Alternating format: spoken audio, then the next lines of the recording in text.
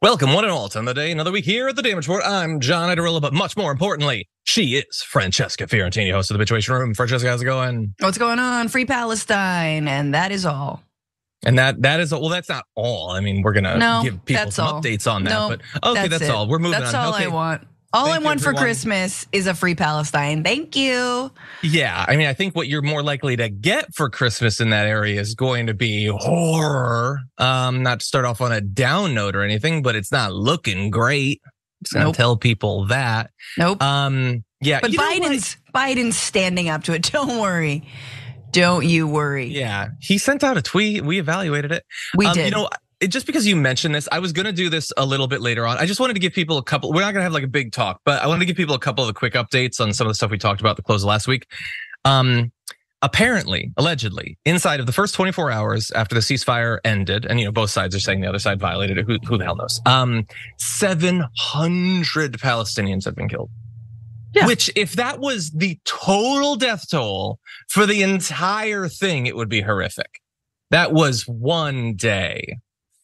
And, on top of that, so we found out that the IDF has been, it's been dropping leaflets with QR codes on it into the area to tell people which grid sections, because Gaza doesn't exist as like an organic place with culture and locations and all that. It is now chopped up into grids. Oh my God. That they need to flee and just more south. However far you are, go more south, go more towards the coast. And I'm sure those areas won't be bombed tomorrow or anything. So that's going on. And there's also reporting on Netanyahu. This is again, because they talked about this earlier in the conflict, but he is going to the leadership of both Democrats and Republicans in Congress. His plan is they're going to thin out the population in Gaza and, just send people to some other country and wherever, just, not people or anything, just wherever, just go somewhere and don't be here anymore because you don't belong here. It's just it's horror in every sense of the word. Existential, deep, cosmic horror, what we're seeing play out. Absolutely. And at the same time, Haaretz just confirmed that story about 40 beheaded babies that came out early after October 7th, that was fabricated, actually. And also the baby cut out of a pregnant woman, that was also fabricated. That's Haaretz. That is an Israeli newspaper. They did a deep dive into that and they found, no, that was made up. And it was part of a propaganda machine that allows and paves the way for a mass slaughter of civilians in Gaza that is, again, as you said, ongoing. 1,600 people have been killed in total since the end of the ceasefire. It's wild, but we can't lose faith. I please urge everybody to continue to call your representatives. Honestly, get them on board. It is all and the least we can do. Yeah, 100%. By the way, I get why people might have believed that early on. I mean, that was a story inside of a lot of horror that was going on. I get why people would believe that. I also get why you would tell that lie, because it's a quick way to get people on board for something that will result in the deaths of thousands of actual kids. Not hypothetical. They actually died. And there's reporting coming out, by the way, of I think it was preemies that had been left behind in some of the hospitals or bombed and just died. Verified. Actual infant and newborn deaths. I know that those don't matter as much as the hypothetical ones. The hypothetical ones serve their purpose in terms of propaganda, but actual children are dying right now and tomorrow and the next day. And I didn't think that we were going to really dive into this a bunch, but yeah, it certainly merits it. I mean, it's good to kick off with it. Look, every day it's a new, fresh horror, but if we let it slip from our minds and our headlines, what are we doing here? So thank you for giving it some time. Well, and to the audience for giving it time to actually care. And I honestly wonder, like, I know, when they poll people, what do you think about like the US's role in this? They're very critical of like Biden. And I want to know what I can actually draw from that, because obviously like every young Republican is just going to say that they're against what Biden does, even if they would do the exact same thing or even less or worse. Yeah. But we assume that young Democrats and leftists and liberals and all that are against it. And I hope that they're not just against it when you prod them. Like, oh, by the way, think about this. You weren't thinking about it, but think about it and what position you have. I hope that they just have that position. And I wonder, I don't want to try to draw too many lessons from like TDR or whatever, but I know we've talked about this behind the scenes. Like, how many videos have we done about this conflict? Do you have any idea how little people seem to care about those videos at the very least? And I understand there's a lot of news coverage about this, but like, The only way you can seem to get people to care about Gaza is like, God, I hope George Santos says something about it, because that's the only way anyone is going to tune in. So I try not to draw too much from that because it's just too depressing if I do that. But if you're watching this not live, we sort of we roped in the live audience that they have to listen to this because they're already here. But if you clicked on it, do you understand how rare you are? Like compared to, it's really frustrating. But look, sometimes people, arguably, the dysfunction in Washington is a lot easier to swallow than the mass murder of civilians. So we get it. We know that climate change stories, albeit incredibly important, also don't do it, but we're still gonna cover them from time to time. And also, it's YouTube, man. You're having a meal and you're trying to get through the day, and it's I think other platforms sometimes might be the venue. Although suddenly Instagram is my least happy place to be on the internet. Yeah. Partly blame your husband. I mean, he's bringing humor to it, but it's still dark stuff there. No, yeah. But anyway, yes.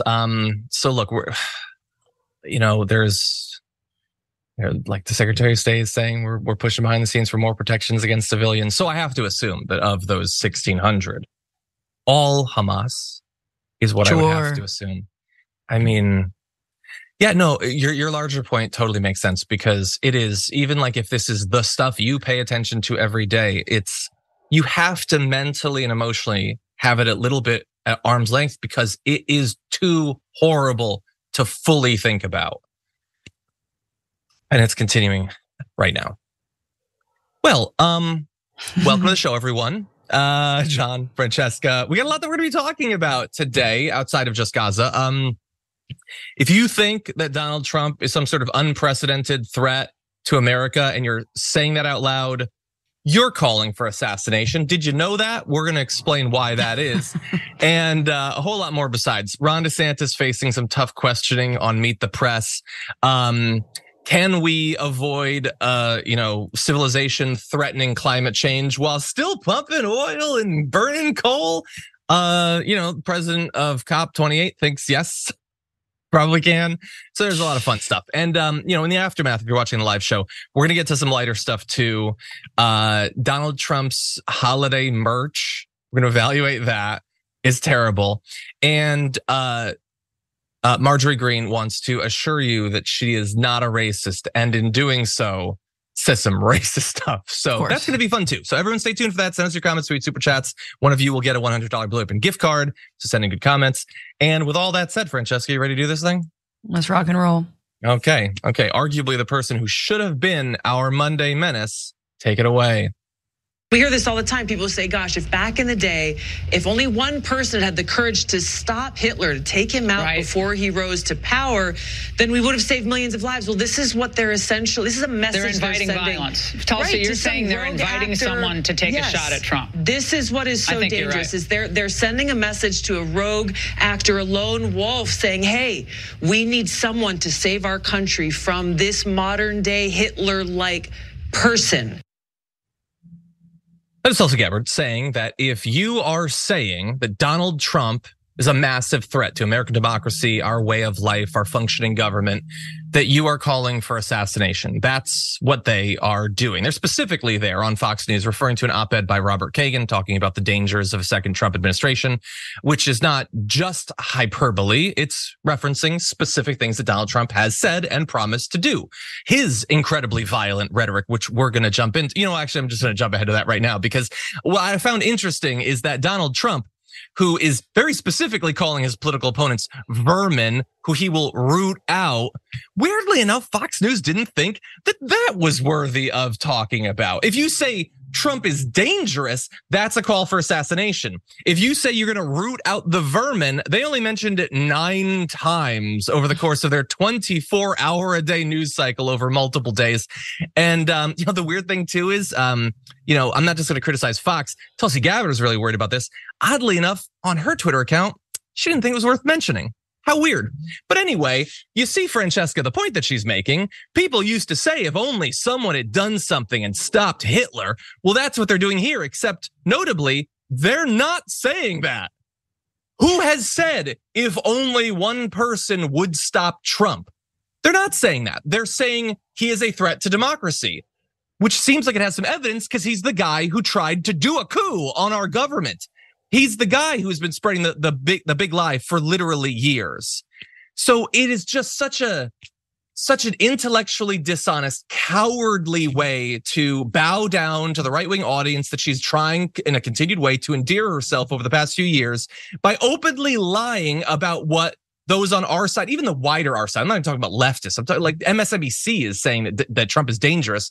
They're not calling for assassination. If you do want to find and then critique that sort of language, there's a lot of it to go around in American politics these days, but it ain't coming for our side of the aisle. Francesca, what do you think? Wildest thing about what Tulsi Gabbard just said is that in her analogy, Trump is Hitler and he should be defended. Like, do you know what I'm saying? She's saying, yeah, this is the same exercise that we all say, which is, hey, if only someone got to Hitler. And it's like, yeah, if only someone had got to Hitler. That's a legitimate moral question given the Holocaust, which I assume Fox News viewers believe happened, right? But no, in this case, Hitler is the hero, the person we're supposed to protect, just like Donald Trump. I can't believe they're saying the same thing. Like what? She's based. What do you mean? You pick anybody else. Come on, you love to tap the MLK tree. Shake that tree. Defame his legacy. But no, mask off. They're basically saying, yeah, our next God, Emperor, King, our Caesar, who if he wins again or doesn't win again, takes power again, will be a new dictator. He's just like Hitler. He's just as embattled as Hitler was. Like, oh, okay, they just said it. It's a weird direction. He said it. Say that. Yeah, and I love that. Like, we will tell you what he has actually said that is encouraging violence. Or if you don't care that we're telling you that, you could read some of the manifestos that cite him because they sure seem to think that he was encouraging violence. Whereas she just makes up, hey, remember, 70 years ago, 80 years ago, when other people said something that they're not saying now? Well, what if they did? Wouldn't that be bad? Yeah, but they're not. That's not actually what they're saying. And all of this, again, is in pursuit of getting the right to love her.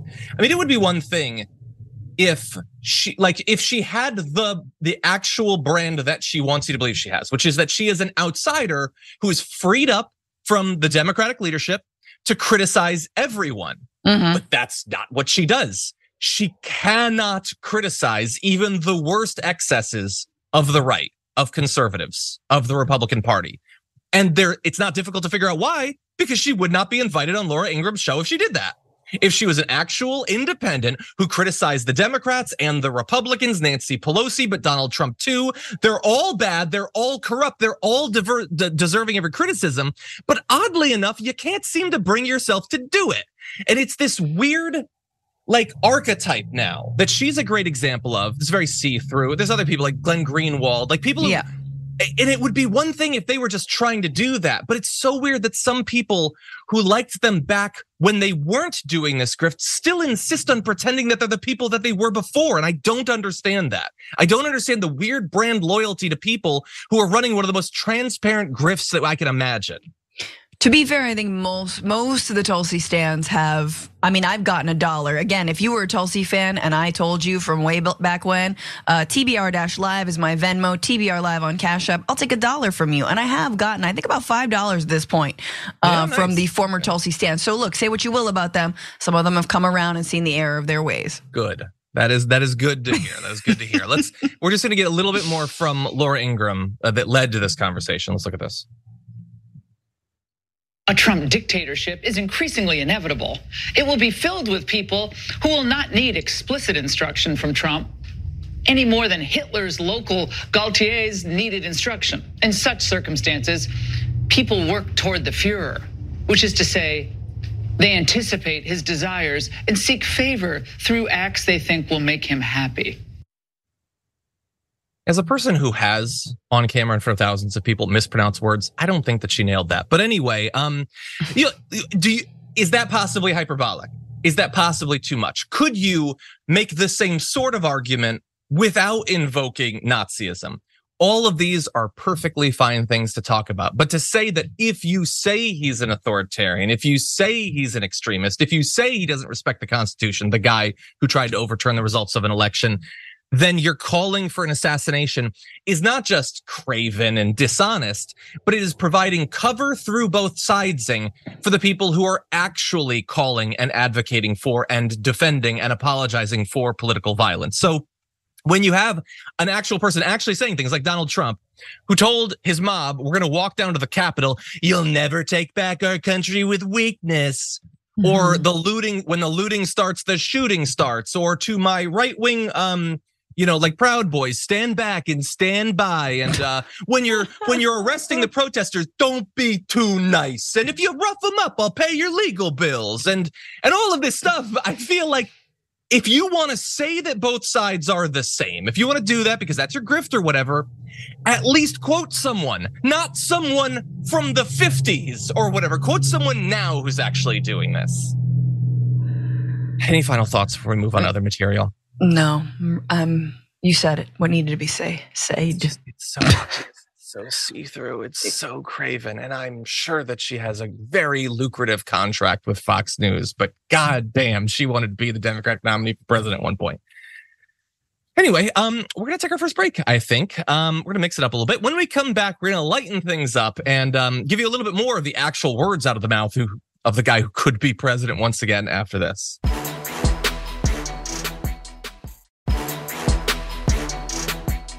We've been waging an all-out war in American democracy. You look at what they've been doing. Is his brain a solid or a liquid at this point? I really think someone needs to get in there and see what is the state of matter of Donald Trump's brains, because he's throwing out some really weird lines.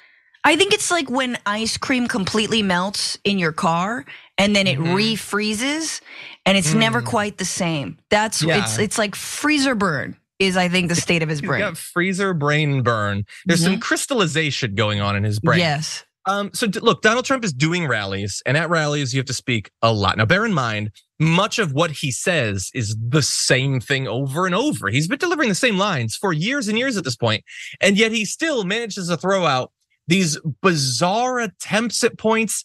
I mean, look, devil's advocate, I'm like trying to explain why he would say that they're waging a war on democracy. Now, look, it was couched inside of a larger thing about how supposedly Biden is bad and the Biden people don't like elections.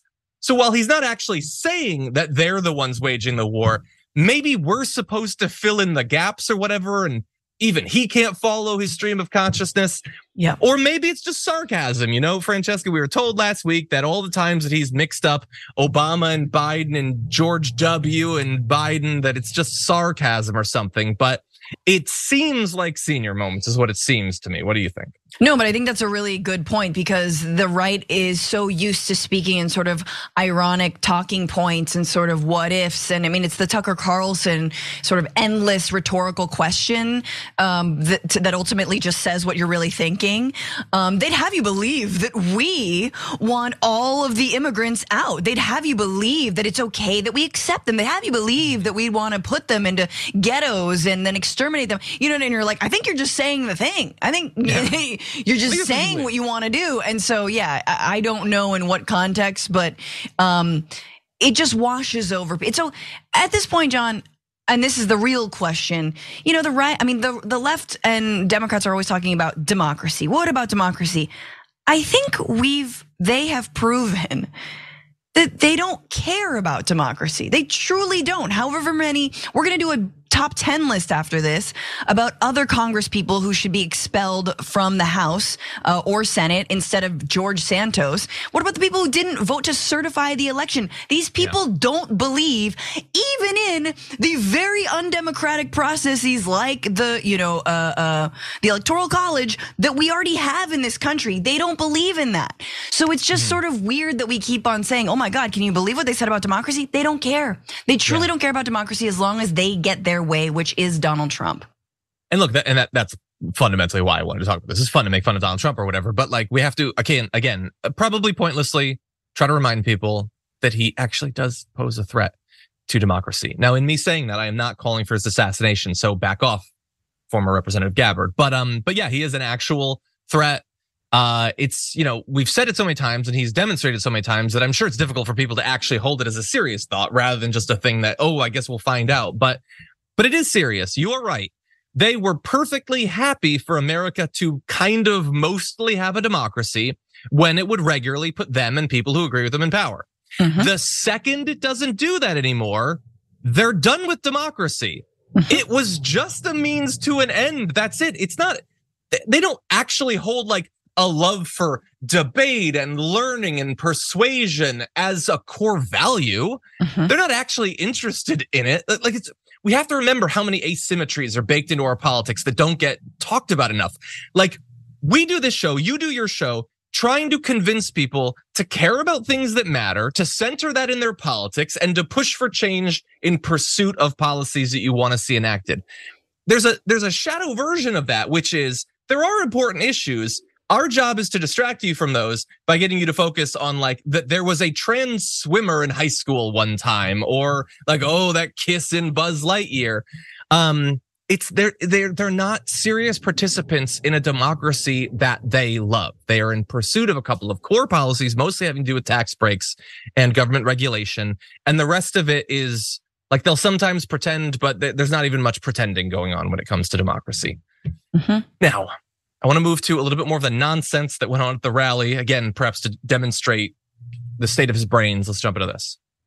President Xi, who's a piece of granite, he's tough and smart, he's at the top of his game. Kim Jong-un, who won't talk to him, by the way. He won't even talk to him, North Korea won't talk to him, but he likes me, for 4 years, you had no trouble with North Korea, did you? No trouble whatsoever. Started a little bit rough, right? Rocket Man, little Rocket Man. He said, we've got a red button on my desk, he said. I said, I have a red button also, but mine's bigger, better, and it works. I think if you had a real election and Jesus came down and God came down and said, I'm going to be the scorekeeper here, I think it would win there. I think it would win in Illinois, and I think it would win in New York.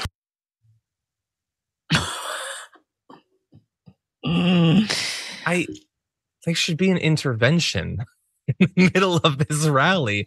What is wrong with your brain, buddy? What's going on in there? Like, look, if you need a better demonstration of what decades of adhering to the now traditional American diet does to a brain and a cognitive state, that is it. They're octogenarians, John. I mean, look, this is not that bad. This is actually, I just give this like an A- for Donald Trump at this point. Like he got the mine's bigger, mine's better, and it works. That's a solid line, completed. Okay. Completed. Sure. And arguably, Jesus is the scorekeeper for all the heinous things that happen on earth. You know what I mean? Everyone thinks that Jesus is going to save us. No. Jesus is there like, yep, famine, genocide, demagoguery, love it. Back to my, pad, Mojo Dojo in the sky. It's a nice one. It's a weird, I don't know, telling on yourself that the only way you could conceive of winning is if God himself helped you. You couldn't make do with like Hercules or something, like a demigod. You have to get actual God. Hercules. Here's an idea. You'll come up with policies that are popular and demonstrate to the country that you give a damn and you'll actually try. Maybe you'll win some elections if you do that. But no, he needs God. Also, by the way, isn't everything that happens supposed to be according to God's plan? Why are they so mad about Joe Biden stealing the election? Isn't that what God wanted? I don't understand a lot about the worldview that he pretends to have, but doesn't actually have. And I actually want to demonstrate that because every once in a while he gets his opportunity to like tell evangelical conservatives that he's at least willing to pretend a little bit. And he's not good at that. And he flubs every chance for that. Here's the latest example. How do you do this? Where do you draw your strength from? We're talking about faith. How do you do this every day? How do you get up and fight for every single one of us? It's probably the biggest question I get. The second biggest would be, they're not going to be allowed to do it again. Okay, you know what that means. Okay, that's number two. But number one is, how do you do it? One of the reasons is that I have the highest poll numbers people have virtually ever seen. You're beating these people by 60 points and we're beating Biden by a lot. This was a question about faith. It is a Christian person asking you how you persevere and how faith helps you to get through that. And he says, that's a big question. I get asked a lot, but I haven't learned anything from the prior times I've been asked it. And I have really good polls. It's not that hard. No. I do have it very hard, but when I think about what Jesus went through, the persecution and the torture, all in pursuit of helping out humanity throughout the ages, and the apostles, don't even get me started, all that they went through, their travails, how can I complain about what I'm dealing with? Like, you could just throw out some buzzwords and make it seem as if you've ever read the Bible for 5 seconds, but he refuses to even do that. No, and that's a really good line, John. But you know he's been fed something like that before. You know he's been told by his team. But that is how much of a non-believer Donald Trump is. And look, I'm not here to judge. I don't believe in an afterlife. But Donald Trump really doesn't believe in an afterlife. This dude knows that when we're dead and gone, that's it. That's why he's got to lie, cheat, and steal as much as he can. He's got to crime his way to the top to stay out of jail at this point. And he knows that he awaits. I mean, I wish there was a hell so he could go there. No. But it's just a shallow grave. That is it. And people stopping by and sticking gum on it and pissing on it at 3 a.m. and then getting chased off by the private security that are going to be hired to guard his stupid grave, with a bronze statue and a massive bulge. It's going to be weird. And there's going to be it's all going to be rubbed off because when you touch bronze, it gets all gold. It's going to have like this golden bulge. He knows there is no heaven. There is no hell. This is all we've got. You got one life to live, and he's choosing it to do it and live it by swindling everybody and trying to become, again, a dictator. So I love that he's such a bad liar. And this is the one thing he's like, you know what? And I think in the heart of his heart of hearts, he thinks that religious people are dumb. I truly think he thinks religious people are dumb. I understand that if you're a religious person out there, you probably think these GD atheists, Francesca, John, you think we're stupid. However stupid you think I think you are, she is 100% right. Donald Trump thinks you are way, way, way dumber than that. I actually care enough about you to try to get you to think for a second about why it is that it doesn't bother you more that Donald Trump doesn't believe any of this and doesn't even care to pretend that he does. No. When the reporting comes out that Ron DeSantis literally doesn't even own a Bible, why doesn't that bother you? I understand that he really hates LGBTQ people. I get it. And that stands in for I missed that. He doesn't own a Bible? Yeah, like 5 of his aides revealed in, Newsweek or something, that they went for his inauguration, they had to order a Bible off of Amazon because he didn't have one. Also, apparently nobody around him had one, which seems super weird because they waited for 2 days shipping. But it should bother you all way more than it does right now that none of these people actually mean any of it. They don't share your religious beliefs. No. They're in it for the money. And by the way, what would Jesus think about Donald Trump's life? Just the endless, vain pursuit of fame and fortune. Mm-hmm. Can you take that gold to the promised land? Can you get that through the eye of the needle? You're going to take your billions of dollars through there?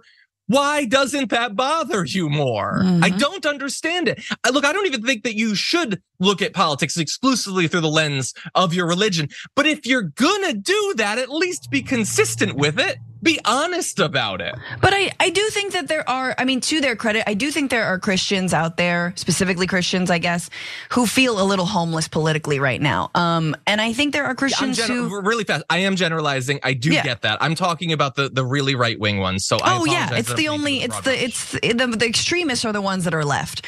And I wish there were someone who actually took up the mantle of like moral Christianity, but moral as in feed everyone, clothe everyone, house everyone, give them health care, make sure that people can thrive and live with dignity. Those kinds of Christian values. I'm still waiting and I'm not holding my breath.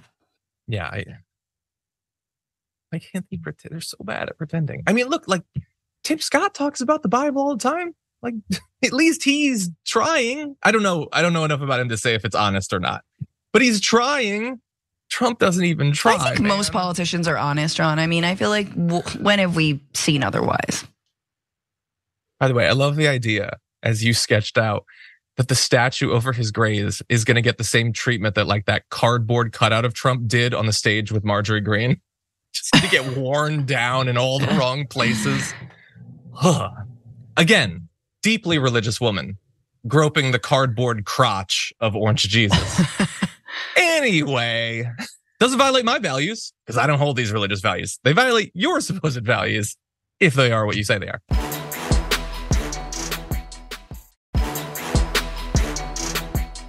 Welcome, one and all, to what remains of the first hour. We were talking in the social break about like the anniversary of TDR. I think we started in like a March or February. We're gonna have to look that up. I wanted to figure out how many shows we've had because I know we've had a lot, but we are actually in a few months, we're gonna pass a really big milestone. I don't even want to say what it is right now, but I think we should have a party when it does come. So everyone prepare yourself mentally. In 3 or 4 months, we're gonna pass a really big milestone for our YouTube channel. Anyway, with that said, there are those still fighting a futile attempt to replace Donald Trump as the Republican nominee. It's time we check in on him. I'm not a candidate. As my kids would say, that's my jam. Former President Trump is still 27 points ahead of you in the state. So, Governor, I have to ask you, are you committed to staying in this race through the Iowa caucuses? I don't think anyone's ever done an Iowa caucus with this amount of institutional and grassroots support, and it's only going to build for here, and we look forward to being victorious on January 15th. So just to be clear, you are committed to staying in the race through the caucuses? Oh, of course I am. Okay, so he sort of got to an answer there. Now she's going to press him. Kristen Welker's going to press him a little bit more on his strategy because he is in a bad spot when it comes to Iowa. And he has put a lot of his attention and focus into there. He talks about institutional support. It's really more institutional spending. He's done speeches, I think, in every county in Iowa. So it would certainly seem like this is make or break. So let's get a little bit more of that. Well, we're going to win the caucus. We're doing everything that we need to do it. But what if you don't, Governor? Support. What if and you I've don't? said from the beginning, we're going to win. We're going to win the caucus. But even apart from that, there have been people that have won Iowa and not won the nomination, and vice versa. You need to win a majority of the delegates. We're well positioned, and we're going to be able to take it all the way to the end to be able to win a majority of those delegates. Bottom line, is Iowa do or die for you, Governor? We're going to win Iowa. Just answer the question, buddy. Is it do or die? Just say no. I mean, you already kind of did that in a way that I actually thought was pretty good. Amongst all of that, avoiding the questions and all of that, he said there are people who have lost Iowa and gone on to become the nominee. Right. Which is true. And that's a perfectly fine point. I would say I'm not in this for one battle. I'm in this for the war. And I want to win Iowa. I think we have a lot of support in Iowa, but I'm not simply going to go quietly into that good night if we lose it. No, we're going to be there until the convention. Just say that. That projects more strength than I'm going to win. He's such a coward. And on the right especially, they love this fake, feigned idea of being an alpha and all this bravado and everything. And he's just not good at projecting that. It's interesting because he's done so poorly in these interviews time after time after time that you start to realize like he knows Republican voters aren't watching Meet the Press. Like he knows if he's on Fox, he might be doing that, but he doesn't have to perform.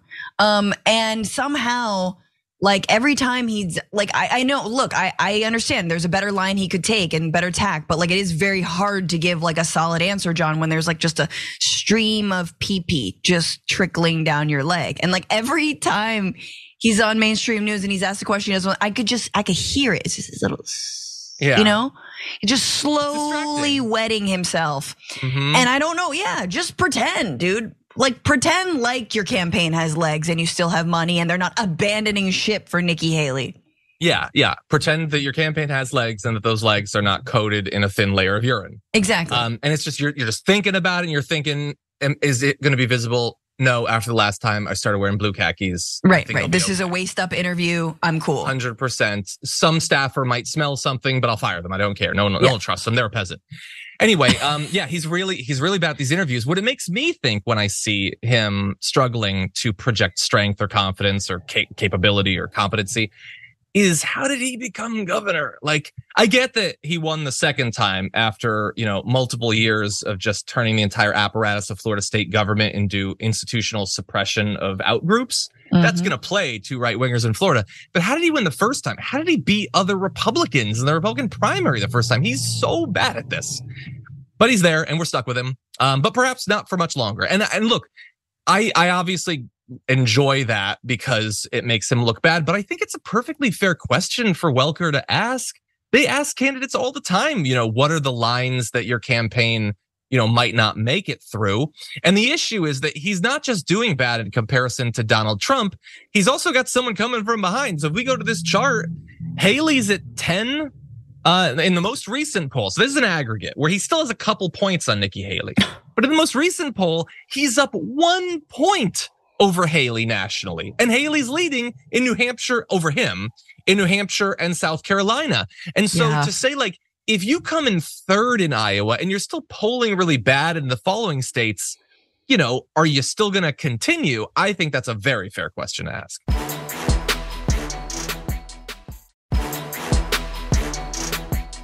Anyway, we need to get into specific policies, though. So while he was on with Meet the Press with Kristen Welker, Ron DeSantis decided that all the criticism that Donald Trump is understandably getting for reminding everyone that he wants to destroy Obamacare, Ron DeSantis wants to get some of that. Let's take a look. If you were president, would it be your plan to try to repeal and replace Obamacare, something you voted to eliminate 3 times? Well, you're right. President Trump promised that he would repeal and replace Obamacare, and he didn't do it. And that was a promise that he made a lot of times. What would you do, Governor? What would you costs do? Have continued to go up. Well, but I think it's important to point out. Understood, so but this Governor, is part what of would a you pattern do? Where he's running on things that he didn't do. Here's what I will do. What I think you're going to need to do is have a plan that will supersede Obamacare, that will lower prices for people so that they can afford health care, while also making sure that people with pre-existing conditions are protected. Okay, so he gave one specific: protect people with pre-existing conditions, because even Ron DeSantis gets that they cannot take that away at this point. Only Donald Trump doesn't seem to get that. Aside from that, it's just we'll lower prices. It's going to be vague. Now, she's going to do follow-up questions, trying to get some specifics about what he's going to do to supersede Obamacare, which is repeal and replace. It's just they know that sounds bad. That wasn't to winner, so now he's come up with a new term. Let's see if she can get any more specifics. I want to be clear by what you mean by supersede. Do you mean you will move to repeal Obamacare and try to replace it with something else, or will you leave it in place and make revisions? No. You will have a totally different health care plan. So you repeal it? But what You'll it will move be to is repeal it? People that will be on things like, if they have an exchange plan, we'll have a plan that will offer them coverage. So the coverage will be different and better, but they're still going to be able to be covered. So we want to make sure we have as many people covered as possible at the lowest possible price. Can you tell me specifically what the plan is and what your plan is to ensure the 40 million people who now have health insurance who didn't before Obamacare was passed? Well, we're going to be working on, probably in the spring, we'll roll out a big proposal. Lol. Oh, good. Only in the spring. Okay, I hope you get it done by the time we make you president of everything. Yeah, ooh. So this is the Donald Trump thing. What specifically? Specifically, better coverage and cheaper, and get back to me in 2 weeks. That's all it is. Okay. I think that's fair. I think to those 40 million people who are uninsured and now have insurance, I think that they should roll the dice on their lives on the vague promise of Ron DeSantis. What do you think, Francesca? I just think this is so exemplary of how the Republican Party is devoid of policy. They have no plans to help average Americans, certainly not on the economy, but when it comes to basic things like healthcare. This is a case in point. He knows what he has to say. So if anything, he's revealing what a win covering people who want and can afford healthcare. What a win that is. Notice how he's not going back to a pull yourself up by the bootstraps. We got to get people employed so that their employer gives them health insurance. We got to notice how that is a third rail. And thanks to a lot of democratic pressure, progressive pressure, and the general movement that has soured on the idea that you leave people uncovered, even though almost 27 million Americans don't have health insurance in this country. All right. That was CDC numbers from last year. So like, it's really important to know they have no plan to help our lives. They have a plan to try and take down their opponent, create a new straw man enemy, whether that's Donald Trump, whether that's immigrants, whether that's a book that they want to make the next Mickey Mouse. But when push comes to shove, they don't know how to govern, and they're full of it. If they say we want to lower prices, how are you going to do that, Ron? What are you going to do? You gonna put price controls on pharmaceutical companies? No, you won't, even though you basically, you traffic in anti-vax, I hate big pharma. They don't hate big pharma. They love big corporations. Are you actually willing to rein them in? No. What about Biden's win in terms of, getting Medicare to actually negotiate pharma prices? You gonna talk about that? No. So they have nothing, but it is indicative of a movement specifically around healthcare that we need to keep pushing on when it comes to universal coverage, because you bet your ass way more people, yes, sadly, MAGA folks would support a universal coverage for all Americans. Yeah. It can't be specific. You listed a couple of things he's not going to do. I mean, you just go down the line. He's there to make those corporations richer and the individuals who invest in them richer. That's all. He's not there to he is part of the continuing political movement that, had Obamacare not been passed, they would not have passed anything. They wouldn't have, people really need to get it through their minds. It's not like you put the Dems in and the Dems pass a bunch of Dem bills, and you put the Republicans and they pass a bunch of Republican bills. No, the Republicans do not want to pass anything.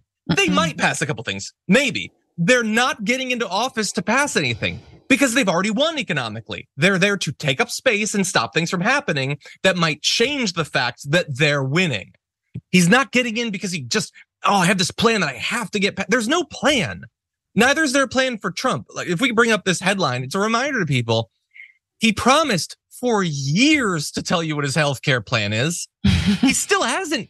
He was president for 4 years and he never rolled it out. He was candidate for 2 years, president for 4 years. It's been years since then. He still hasn't told us what the plan is. Do not gamble your life on this, people. Anyway, and me saying that he would not, actually make sure that you get insurance is not calling for his assassination, just in case anyone is listening and wants to declare me that. He's an extremist and I'm not calling for political violence.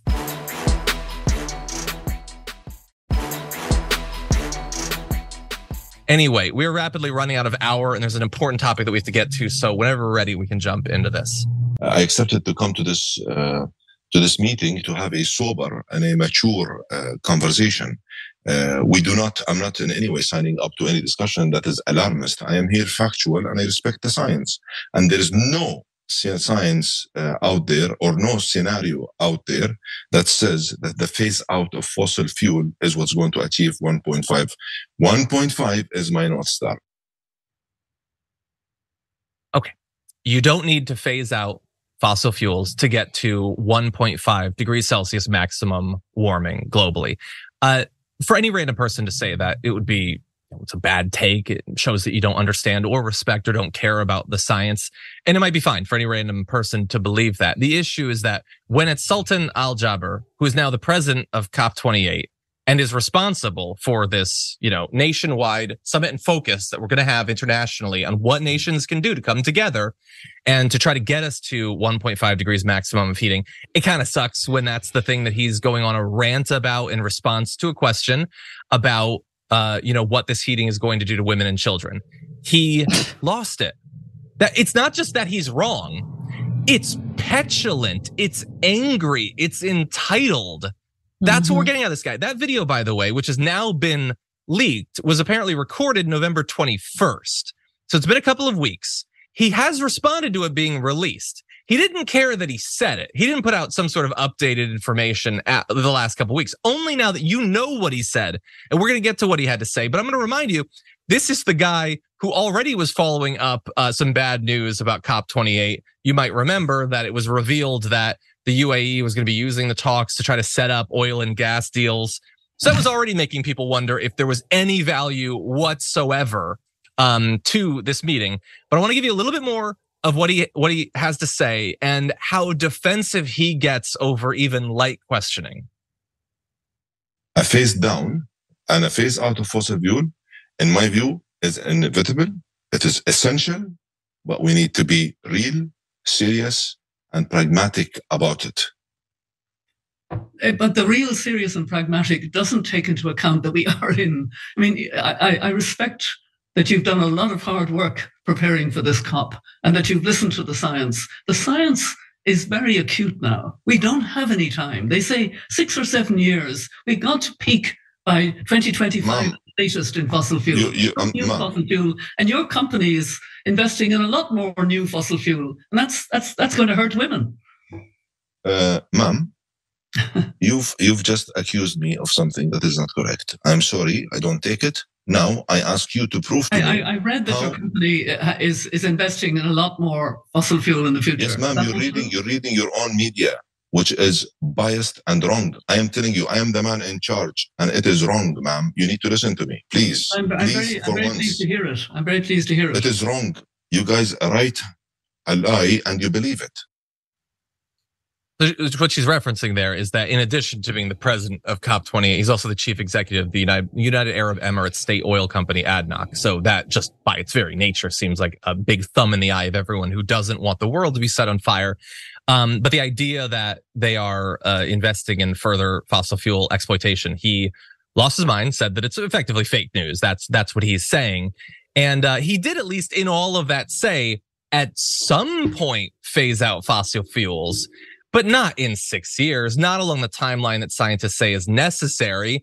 We need to do it in a serious, pragmatic way. All of you are children.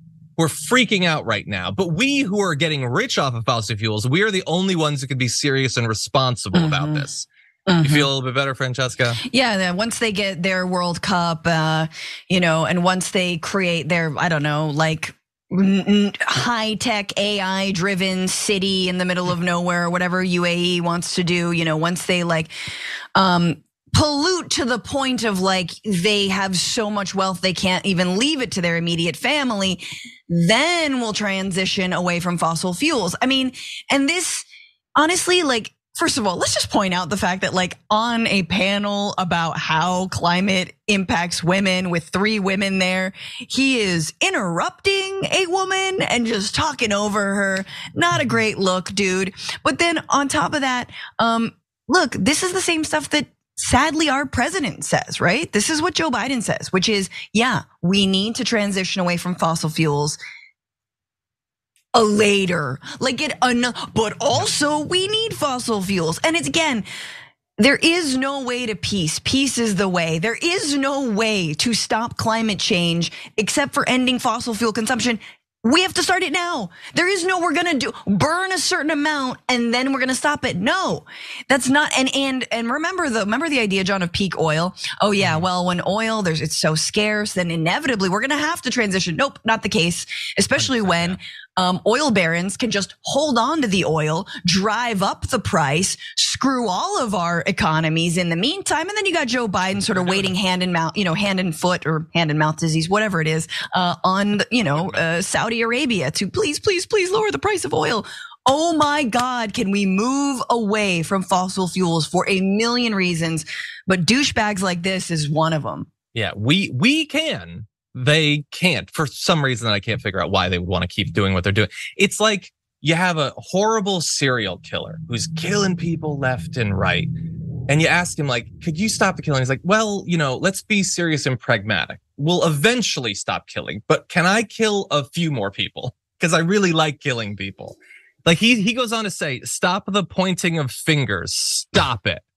You can't just say you're responsible. No, the oil companies are way, way more responsible than all of us together. That is not up for debate, okay? And they've already made billions for literally decades. At what point can they just stop making more billions over killing so many people every single year and rocketing us towards an unlivable future. Anyway, we're going to give you a little bit more of the science of this on the other side. That's all the time we have for the first hour. Thank you, everyone, for tuning in. There is more to come in the aftermath. We'll be right back.